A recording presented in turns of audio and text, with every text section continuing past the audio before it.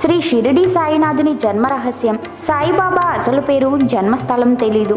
కానీ సాయిబాబాను ఎంతో మంది ముస్లింలు, హిందువులు కూడా సాధువుగా నమ్ముతారు. సాయిబాబా జీవిత నడవడిలో, బోధనలలో రెండు మతాలను అవలంబించి సహయోగం కుదర్చడానికి ప్రయత్నించారు. సాయిబాబా మసీదులో నివసించారు, గుడిలో సమాధి అయ్యారు. రెండు మతాల పద్ధతులను తన బోధనలో అవలంబించారు. సాయిబాబా బోధనలో ప్రేమ, కరుణ, దానం, సంతృప్తి, శాంతి, దైవారాధన, గురు పూజ ముఖ్యమైనవి. తన జన్మ, బాల్యాల గురించి బాబా ఎప్పుడూ స్పష్టంగా చెప్పలేదు. అవి అనవసరమని అనేవాడు. ఎందుకంటే ఎక్కడ పుట్టాడో, పేరు ఏమిటో తెలిస్తే ప్రతి మనిషి ముందుగా వారి కులగోత్రాలు చూస్తారు.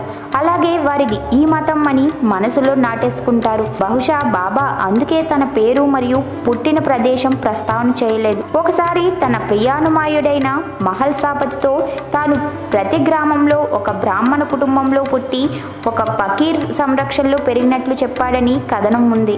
మరోసారి పకీరు భార్య తనను సేలుకు చెందిన వెంకోసా అనే గురువుకు అప్పగించినట్లు, తాను వెంకోసా వద్ద 12 ఏళ్లు శిష్యరికం చేసినట్లు చెప్పాడట. ఈ రెండు కథనాల వల్ల బాబా పూర్వ జీవితం గురించి వివిధ అభిప్రాయాలున్నాయి. తనకు సుమారు 16 సంవత్సరాలు ఉన్నప్పుడు బాబా మహారాష్ట్రలోని అహ్మద్ నగర్ జిల్లాకు చెందిన షిరిడీకి వచ్చాడని, అక్కడ 3 ఏళ్లు ఉండి తర్వాత కొంతకాలం కనిపించలేదని, మళ్ళీ 1 సంవత్సరం తర్వాత అంటే సుమారు 1858లో షిరిడీకి తిరిగి వచ్చాడని ఎంతో మంది విశ్వసిస్తారు. ఈ ప్రకారం చూస్తే బాబా సుమారు 1838లో జన్మించి ఉండవచ్చు.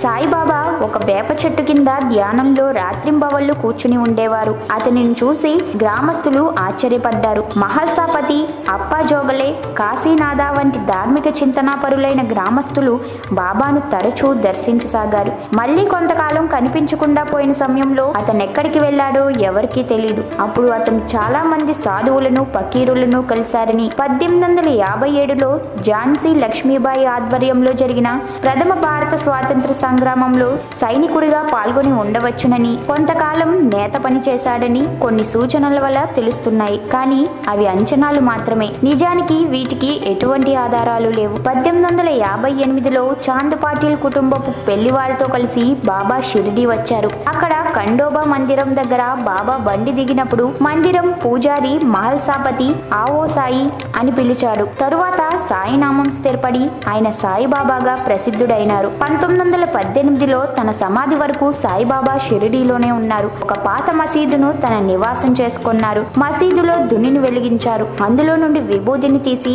తన దర్శనానికి వచ్చేవారికి పంచేవారు. అది వారికి రక్షణ ఇస్తుంది. వచ్చిన వారికి ఉపదేశాలు, ధర్మబోధలు చేసేవారు. చాలా మహత్తులు చూపించారు.